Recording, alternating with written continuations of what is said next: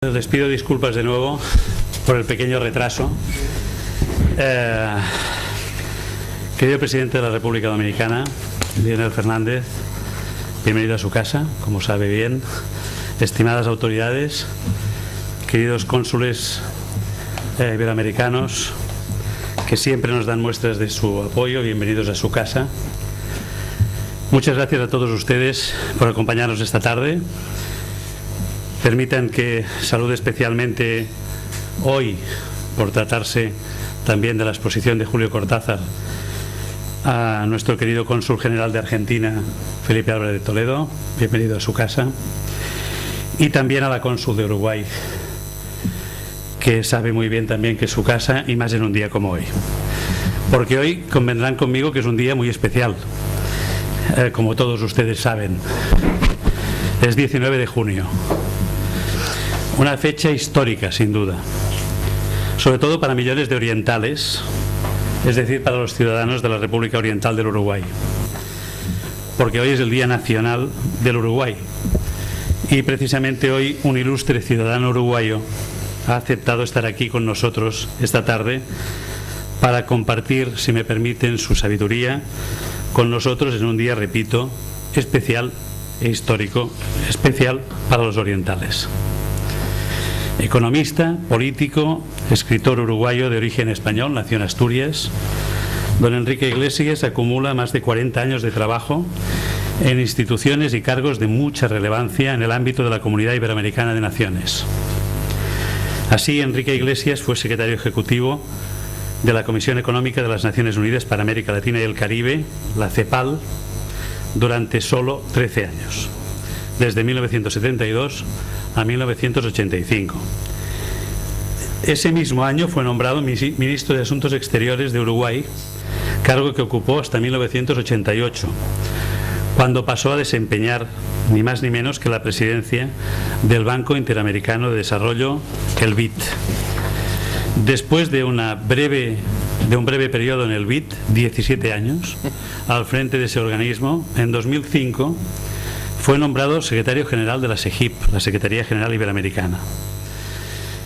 El pasado 28 de marzo fue relevado al frente de este relevante organismo por la costarricense Rebeca Greenspan, a quien ya hemos cursado invitación para que después del verano nos acompañe aquí y nos explique un poco sus planes y también cómo ve América Latina. Creo que es el momento oportuno para que comparta también con todos ustedes un sentimiento de gratitud personal y en nombre de Casa América hacia la persona de don Enrique Iglesias.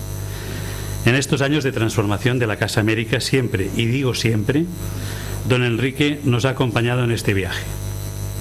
Nunca, y digo nunca, tuvo un no para esta institución a pesar de sus múltiples responsabilidades y su apretadísima agenda internacional.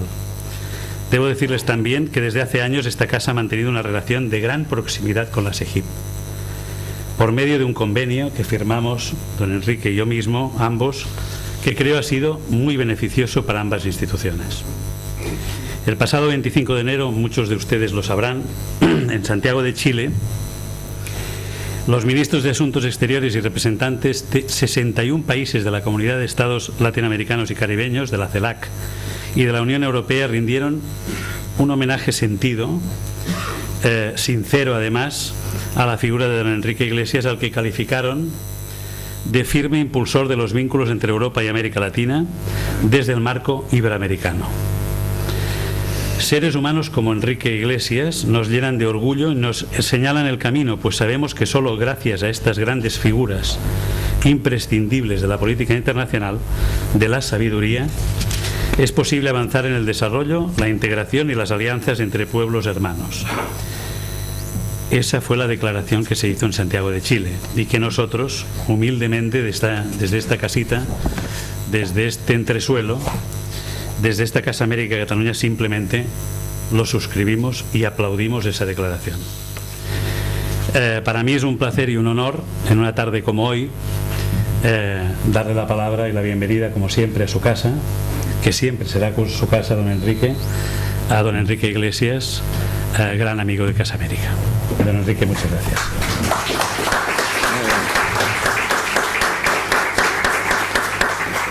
Bueno, muy buenas tardes, es un gran gusto estar nuevamente en esta casa amiga, una casa que realmente tiene una larga historia de promover los problemas y las imágenes de Iberoamérica, y lo han hecho desde hace muchos años. Yo creo que ustedes han precedido a cualquier otra institución en la historia de las relaciones de España con América Latina, y por eso que para mí siempre es venir a la casa de una gran tradición, y el amigo Antonio está haciendo una magnífica tarea, y yo que por eso nunca le fallo, porque es lo menos que puedo hacer para reconocer lo que significa su tarea en las relaciones iberoamericanas.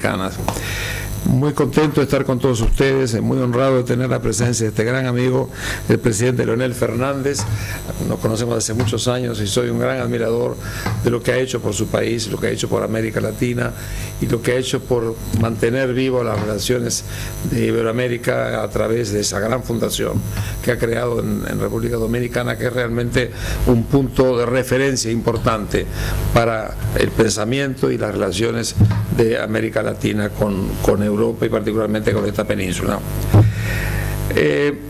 Me dieron 20 minutos. Cuando él dice sabiduría, dice muchos años. Es decir, si sabiduría se traduce así en español, la sabiduría no son los años los que me está recordando. Y sí, son muchos años, gracias a Dios. Pero bueno, yo voy a hablar de 3 puntos, porque tenemos pocos minutos, 3 reflexiones. La primera es respecto al momento actual.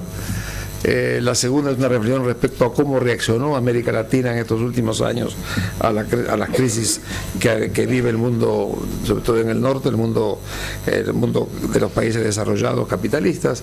Y tercero, un poquito de una reflexión respecto al futuro. El primer punto quizás sea un problema de la edad.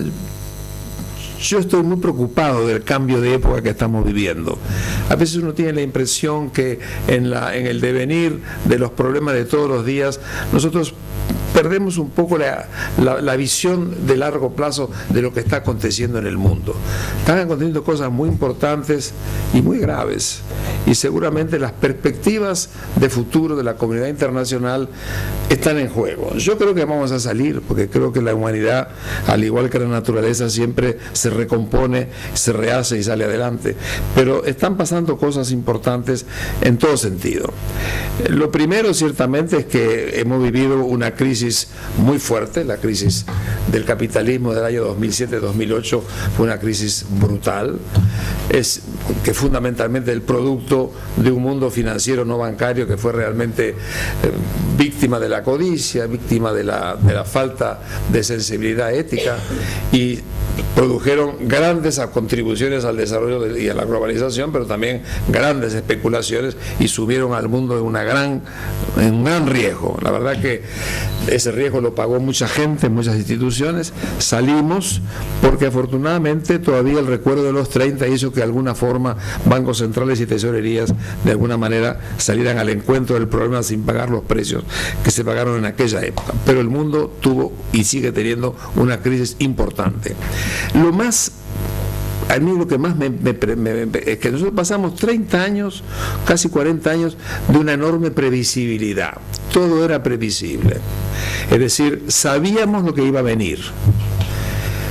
Hoy en día no sabemos. Hoy en día la previsibilidad es a 3, 4 años, y más allá de eso nadie sabe realmente hacia dónde va la situación internacional, tanto en lo político como en lo económico.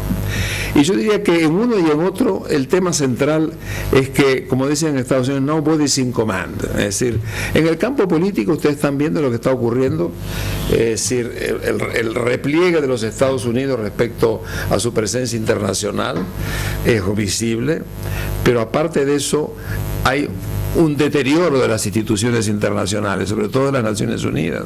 Nosotros somos de la generación que creímos en Naciones Unidas, y yo soy gran amigo de la organización y miembro de ella por muchos años, pero hoy por hoy esas dos cosas están generando una sensación de inestabilidad en lo político. Entonces, como no vote sin command, ni Naciones Unidas con el Consejo de Seguridad y los Estados Unidos, que tenían durante mucho tiempo esa presencia respecto a los problemas globales, esto ha hecho que en este momento tengamos una situación prácticamente de falta de una cierta disciplina internacional, y están viendo los fenómenos que pasan en el Medio Oriente, los fenómenos que pasan en Europa misma, lo que pasa en el norte de África, lo que está pasando en el Mar de China. Hay una sensación de inseguridad. Se terminó un periodo en donde el mundo era previsible para pasar a un periodo donde la previsibilidad es cada vez más limitada. También en economía. Nosotros somos de la generación, presidente, donde el Fondo Monetario era un poco el gran referí de la Constitución Económica. No, más.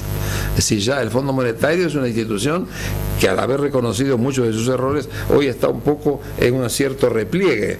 El director del Departamento Económico dijo hace pocos meses algo que me parece muy decidor. Dijo: nosotros antes teníamos modelos, hoy nos manejamos con visibilidad. Es decir, el manejo es a lo que es visible en el corto plazo, y por tanto estamos en esta etapa en una especie de tránsito en donde se está al tanteo para avanzar. Entonces, lo primero, esas dos cosas marcan un momento de especial transición. Yo no sé cuál va a ser en definitiva la situación del mundo en lo político, pero se está agravando todos los días con incidentes muy importantes, y cuál va a ser el mundo incluso en lo económico. Entonces, ¿qué es lo único seguro que tenemos nosotros? Primero, que el mundo va hacia una nueva economía basada en el conocimiento, la innovación, y que está cambiando la estructura de las empresas y está cambiando incluso la estructura del comercio internacional. El mundo no va en la dirección que creímos todos en la Ronda Uruguay, va a un mundo mucho más fragmentado y mucho más compartimentalizado, con sacrificio de lo que fue el gran objetivo, que era un comercio abierto, libre. Estamos entrando cada vez más en áreas peligrosas de una fragmentación del comercio internacional. En segundo lugar, lo que sabemos también, que hay una nueva sociedad, que son las clases medias, una sociedad que está en este momento mostrando no solamente la clase media que se incorpora en América Latina, 50, 60 millones, pero hay dos clases medias: la estabilizada del pasado, y estos que llegan ahora entre 4 y 8 y 10 mil dólares per cápita por día, pero que pueden volver atrás. Por eso la nerviosidad que hay en este momento. Hay un nerviosismo derivado precisamente de una clase media insegura que quiere mantener sus posiciones, pero que de alguna manera estamos pasando a una etapa nueva. Yo creo que esa clase media trae nuevas demandas, nuevas presencias, el mundo está informado, y todo eso genera una nueva realidad que no habíamos conocido. El tercer elemento, yo diría, que tenemos ahí es la distribución del poder mundial. El mundo está viviendo la transferencia de poder más grande de la historia, del occidente al oriente y al sur. Ese fenómeno no es gratis, es decir, el hecho de que el mundo hoy pase el poder económico que tradicionalmente estaba en Europa y en Estados Unidos, de alguna manera esté transfiriendo el poder a China, al Asia y por supuesto a los países del sur, es un tema que tiene implicaciones, no solamente comenzando por el hecho que hoy en materia económica no se puede hacer nada sin contar con los países emergentes, entre los cuales el más importante ciertamente es China. Pero también es cierto que en esa visión de futuro los países tienen que entender que de alguna forma hacia el futuro la economía todavía no está en el grado de estabilidad que deseábamos. De alguna forma en este momento estamos en una situación donde Estados Unidos están empezando a sacar cabeza, Japón está en una situación de difícil control de la deflación, los países de América Latina y África, que pasaron un periodo muy bueno en los últimos años, comienzan a tener que no hay viento a favor como hubo en estos últimos años. Entonces estamos en una situación económica donde puede haber sorpresas, y donde yo creo, honestamente lo digo, que el mundo financiero no bancario es demasiado grande. Es decir, tener un mundo financiero no bancario que tiene 4 veces su activo financiero que el Producto Bruto en el año es para mí una una situación que realmente me parece que hay algo allí, donde es un mundo que ya no sirve solamente para aceitar el aparato productivo, que para eso que se creó la moneda, sino que tiene una vida propia. Bueno, esa realidad es lo que hace que tengamos un panorama sobre el cual, como yo digo, creo que no tenemos más que preocupación respecto a que nobody's in command, como dicen los americanos en lo político, nobody's in command en materia económica.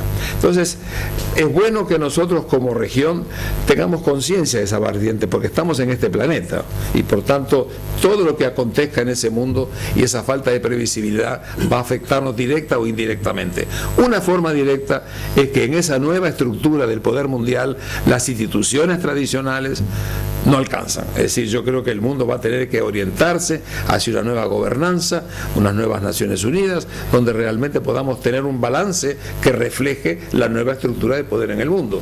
El mundo del 45 no es el mundo del 2014. Entonces, de alguna forma, más tarde o más temprano, para poder orden en esa nueva realidad internacional, en lo económico, en lo social y en lo político, deberá haber una nueva gobernanza internacional. Esa es mi primera reflexión. La segunda reflexión con respecto a América Latina. Nosotros vivimos, yo personalmente, la sabiduría de los años, ¿no? Me tocó vivir muchas etapas de la forma como nosotros entendíamos el subdesarrollo.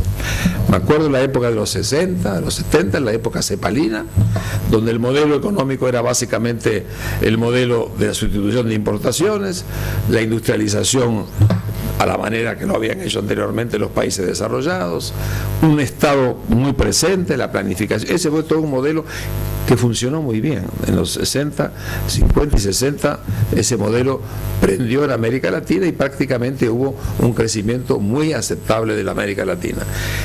Primera etapa. Los 70 se nos viene abajo el modelo. Distintas razones, no vamos a entrar ahora a discutir, pero en el fondo tenemos un periodo donde conocimos la inflación, conocimos el endeudamiento, conocimos la crisis de balance de pagos y entramos en la otra etapa, que fue la década perdida de los años 80, donde prácticamente se nos vino abajo todo el aparato estatal, las instituciones se liquidaron, un periodo muy dramático de endeudamiento y buscando el camino hacia donde íbamos. En los 90 vino el retorno de la ortodoxia. Consenso de Washington, empezamos a poner orden en las finanzas nacionales, comenzamos a liberar el tipo de cambio, comenzamos a una política de reducción del Estado y hubo un cierto quinquenio brillante que fueron en los 90. En la segunda parte de los 90 los términos del intercambio nos jugaron una mala pasada y aquel modelo también fracasó. ¿Qué nos pasó en estos primeros años del siglo XXI? Bueno, pasó que cambió el ciclo. Nosotros conocimos el ciclo inglés, el siglo XIX hasta los años 30, vivimos todo el ciclo americano, donde está también con nosotros, pero entró a primar el ciclo chino. Este fenómeno del ciclo chino es un fenómeno también importante para nosotros porque de alguna manera China es hoy la potencia mayor del mundo, fue la gran factoría, la gran movilizador de la economía mundial de los últimos años y para nosotros nos puso en un segundo piso del mundo.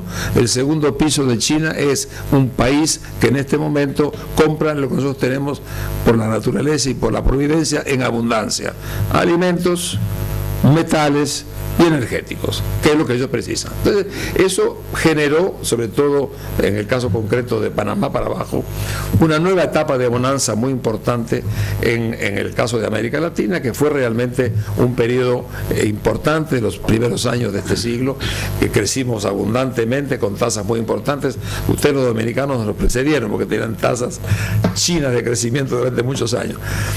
Pero el problema es que de alguna manera ese ciclo chino se unió con otros factores. Primero, que aprendimos a manejar mejor la macroeconomía, a golpes, porque lo pasamos haciendo experiencias de todo tipo. Hoy por hoy, los gobiernos todos en menor o menor grado saben manejar sus finanzas, saben manejar sus cuentas fiscales, saben manejar sus problemas monetarios. Eso se agregó al ciclo chino. La tercera cosa importante, que nuestra banca fue una banca tradicional.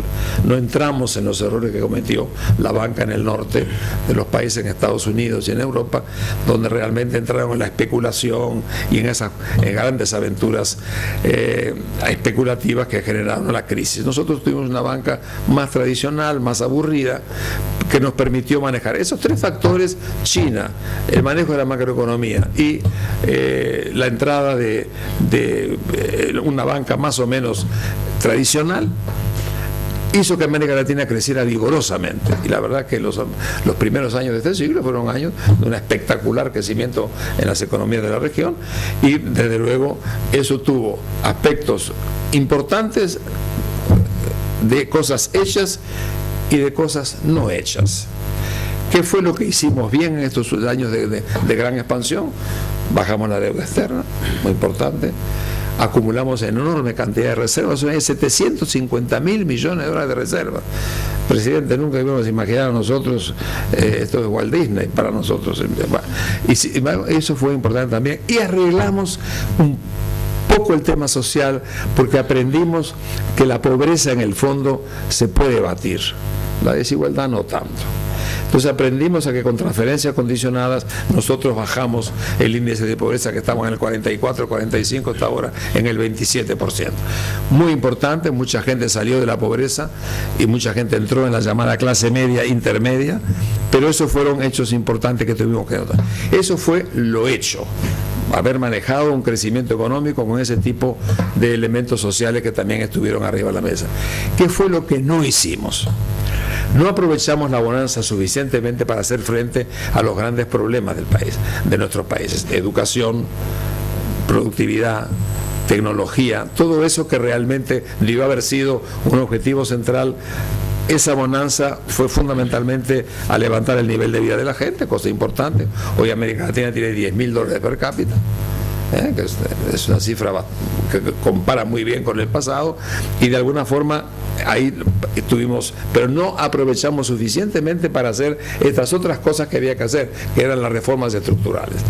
Yo creo que la otra cosa que no hemos hecho fue vigorizar en serio la integración. Yo soy muy integracionista. En el año 59 en mi país asistí, junto con la delegación del gobierno, yo era muy joven, yo fui joven también.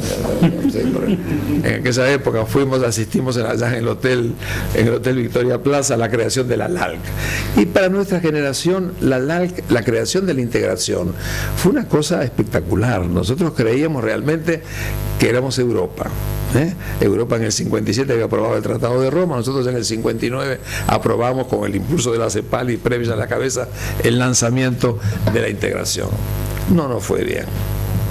Ensayamos, como dice muy bien Félix Peña, un gran pensador argentino que muchos de ustedes conocerán, fue la cumbre de las ilusiones y las desilusiones. Creamos la LAR, gran desilusión. Creamos el Grupo Andino, gran desilusión. Creamos el Mercosur, estamos en camino de seguir el mismo camino. Entonces, no fuimos capaces de armar a lo largo de tantos años un sistema válido, inteligente, dinámico de integración para hacer frente a los hechos. De manera que al mismo tiempo que América Latina en este periodo de bonanza resolvió parte de los temas, crecimiento, tuvimos el tema de la pobreza que bajó, pero no así la distribución del ingreso. En América Latina sigue siendo la región más desigual del planeta, y eso es algo que nos debe doler, porque habiendo logrado manejar, poner la máquina a funcionar, no haber logrado la igualdad. Ahora, dicho sea de paso, también los muchachos del norte tienen ese problema. Vean el libro de Piketty, donde muestra que la desigualdad no es un tema fácil para nadie, para nosotros tampoco. Entonces, esto es el periodo que hemos dejado. Entonces vamos a la tercera reflexión, y yo creo que estoy más o menos en el tiempo. La tercera reflexión es un poco cómo yo veo un poco el futuro de América Latina, las preocupaciones. Bueno, la primera gran preocupación es qué pasa con el resto del mundo. A nosotros nos tiene que preocupar qué pasa con Estados Unidos, qué pasa con Europa, qué pasa con China. Es decir, son países con los cuales estamos en relaciones estrechas. Hoy por hoy, a nosotros en Sudamérica nos preocupa más lo que pasa en China que lo que pasa en Estados Unidos. No sé, creo que en el caso de Dominicana y los países centroamericanos es distinto, pero hoy por hoy el ciclo internacional para nosotros cuenta, pero el ciclo chino cuenta muchísimo. ¿Por qué? Porque el primer destino de las exportaciones de Brasil es China, Argentina es China, nosotros el Pacífico. Entonces, de alguna manera, ¿qué va a pasar? Y es muy difícil, por lo que dije anteriormente, anticipar. No es fácil saber para dónde va el modelo chino, no es fácil saber qué es lo que lo van a controlar, pero ya de aquel país que estaba en el 10% bajó al 7,5%. Y ya eso lo están sintiendo las materias primas, que comienzan a tener recortes frente a los niveles de precios que tuvieron hace 5 o 6 años. Entonces, la primera gran preocupación es algo que no manejamos. Excepto que si ustedes me dicen, bueno, ¿y qué hay que hacer frente a un mundo con señales confusas? Flexibilidad. Yo creo que los países, para nosotros como países que somos una cuota pequeña en el mundo, tenemos que tener la mayor flexibilidad. Y la mayor flexibilidad significa cuidar las variables de corto plazo. Es decir, nosotros tenemos que tener mucho cuidado con la inflación, mucho cuidado con un tipo de cambio que se desfasa con respecto a la evolución general de la economía. Es decir, lo primero la primera reflexión es qué pasa con el resto del mundo. La segunda reflexión es que tenemos que hacer las reformas estructurales que están demoradas. La primera es muy importante, la educación. Yo le digo, soy uruguayo, nosotros hemos tenido un sistema de educación que fue modelo, ya no lo es más, pero fue modelo en su época. La educación es fundamental, no solamente es fundamental para manejar la economía, que es una economía del conocimiento, que requiere gente capacitada, sino para manejar los valores. Nosotros tenemos una sociedad bombardeada por los valores del mundo y estamos en el planeta, va a seguir siendo así. Las sociedades tienen que saber a dónde van, y esa forma de saberlo es tener un sistema educativo que sea capaz realmente de alimentar gente y ciudadanos capaces no solamente de ser buenos funcionarios, buenos técnicos, sino también saber qué queremos hacer de nuestros países y cómo convivir. Entonces, lo primero es la educación, lo segundo es la productividad. La productividad, hoy en el mundo ningún país puede darse el lujo de tener economías no productivas o eficientes o no competitivas, no podemos, no hay forma de avanzar con economías con baja productividad. Esto implica tecnología, innovación, infraestructura, un tema muy importante, el segundo tema. En tercer lugar, tenemos que entender una cosa que siempre nos dio dolor de cabeza en América Latina, que es la relación del Estado, el mercado y la sociedad. Esa relación siempre ha estado presente como un tema no resuelto, muchas veces con grandes componentes ideológicas, otras veces con grandes componentes que nos venían de afuera, como el consenso de Washington, pero nunca hemos logrado tener una idea clara de que hay un pacto social en este mundo que se valoriza, que es el pacto entre el Estado, el mercado y la sociedad. Tenemos que tener hipótesis para manejar ese tema. Yo creo que ese es un punto importante sobre el cual hay que trabajar. La política social. Por cierto, nosotros sabemos manejar las políticas sociales, pero los bolsones de exclusión que hay hoy en América Latina son espectaculares.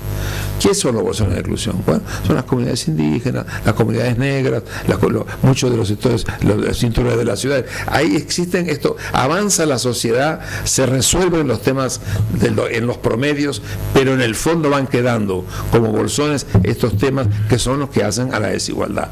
La política social del futuro tiene que ser una política inteligente, no se trata de distribuir solamente, se trata de resolver esos bolsones de exclusión que siguen siendo en América Latina factores muy dramáticos hacia el futuro. El tercer elemento, entonces el primero es las reformas estructurales, segundo es el tema social y el tema vinculado con la relación Estado-sociedad. El último tema es el tema de la integración. Yo, como le decía anteriormente, siempre fui amigo de la integración, hoy mucho más, porque el mundo que viene es un mundo que tiene peligrosas tendencias a la fragmentación. Ven ustedes, si no, lo que es el Atlántico, el tratado que está patrocinando Estados Unidos en el Atlántico Norte, el Tratado del Pacífico. Nosotros en el Atlántico estamos un poco inseguros qué hacemos de un lado o de otro, pero la verdad sea dicha que la fragmentación está en el origen de la crisis. La crisis hace que los países se vuelvan mucho menos partidarios de ceder soberanía, de entrar en soluciones en donde las instituciones tengan un papel fundamental, de manera que de alguna forma la integración para nosotros es importante. En América Latina somos 7 trillones de dólares, no es un mercado pequeño, es un mercado muy importante. Entonces de alguna forma ya contamos como mercado. Si a eso le agregamos el potencial de recursos naturales que América Latina tiene en abundancia, somos el granero del mundo, tenemos industrias potencialmente muy fuertes, basadas en el mercado, en la industria. Tenemos que generar cadenas de valor. Es la nueva forma de hacer industria, participar en cadenas de valor. ¿Y con quién vamos a hacer la cadena de valor? Con China, con India, lo hacemos con los países dentro del área. Ahí debería haber un sistema productivo capaz de generar cadenas de valor, de la nueva forma de industrialización. Yo creo ¿y qué se requiere para eso? Conceptos modernos de integración.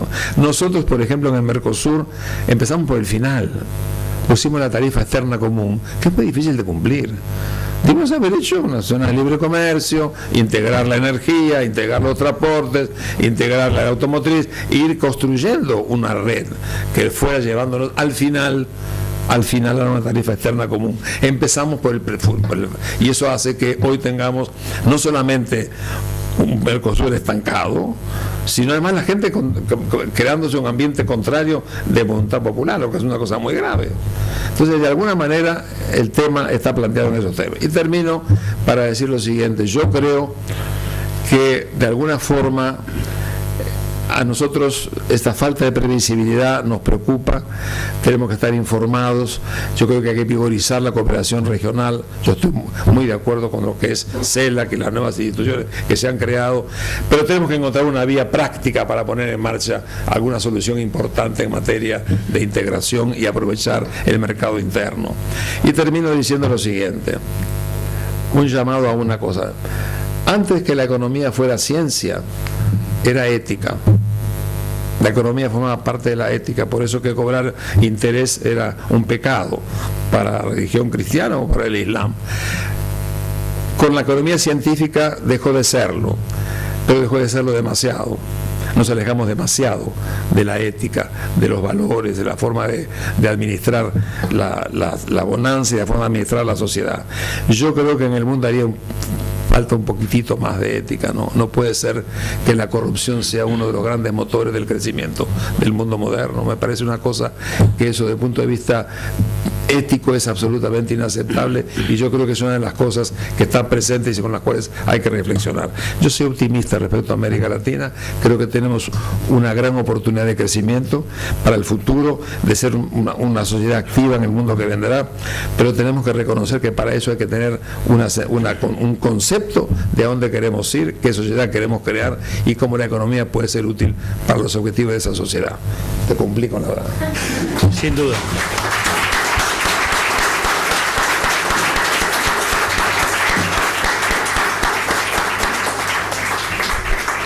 La sabiduría de la juventud, Víctor, si eres tan amable.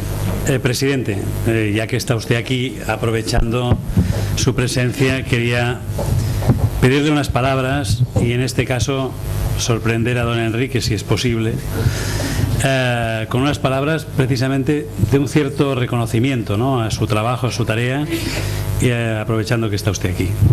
Por tanto, señor Fernández, adelante.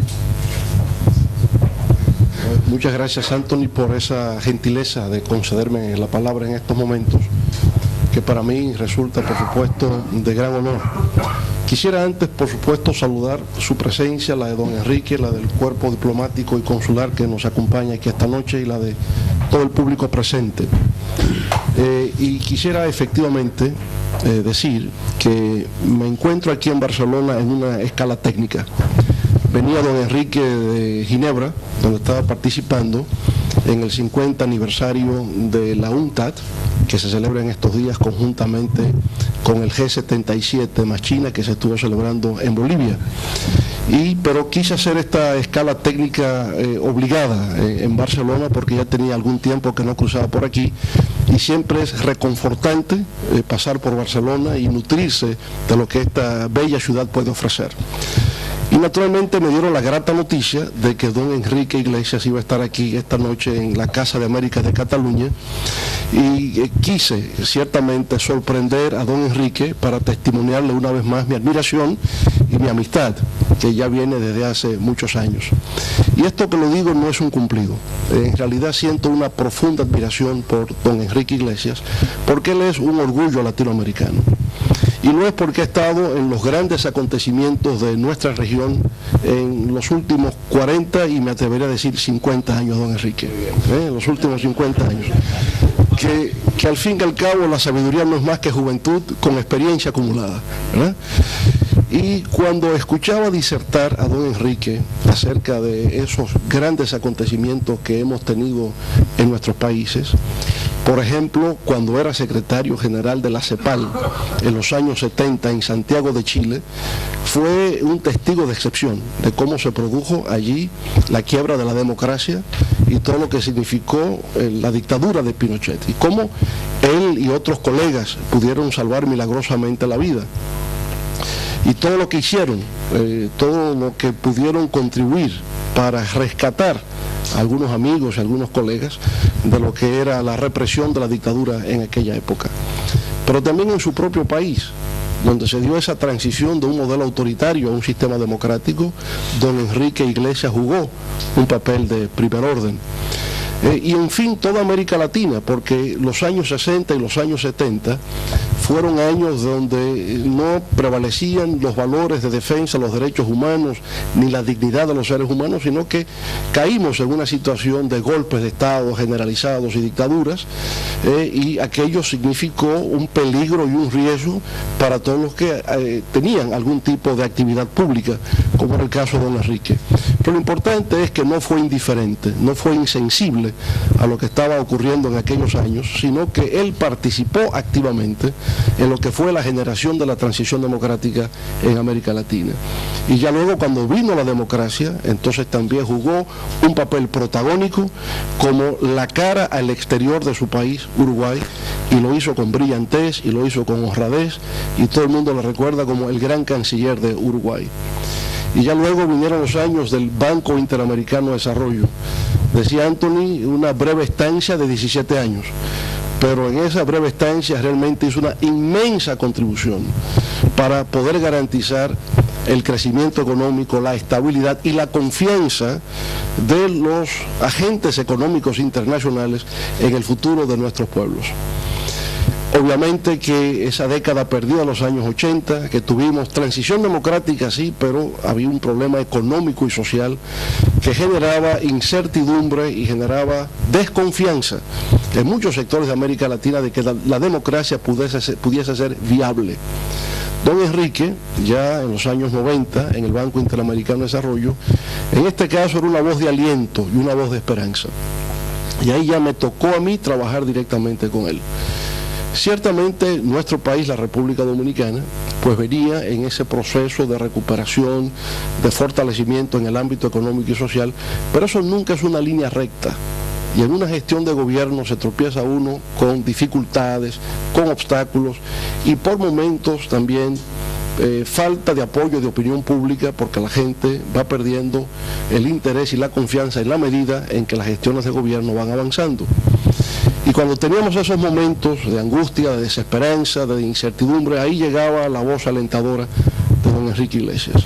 Hacíamos esos seminarios, esos encuentros, y con ese poder de síntesis, esa capacidad pedagógica que hemos visto aquí esta noche en don Enrique, presentándonos en una síntesis rápida lo que es una radiografía económica, social y política de la región, pues eso hacía con nosotros.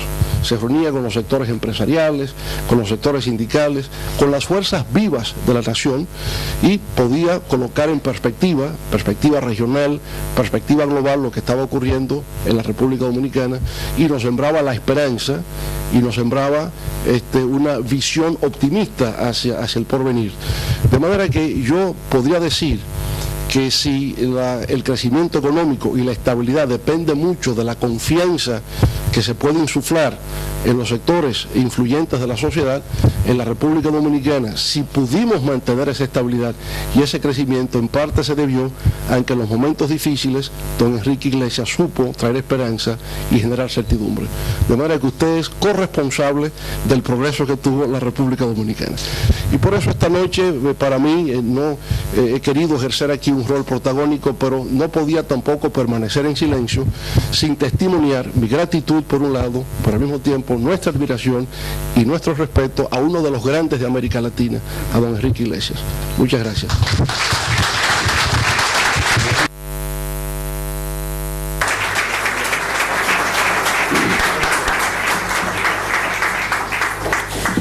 Bueno, muchas gracias, presidente.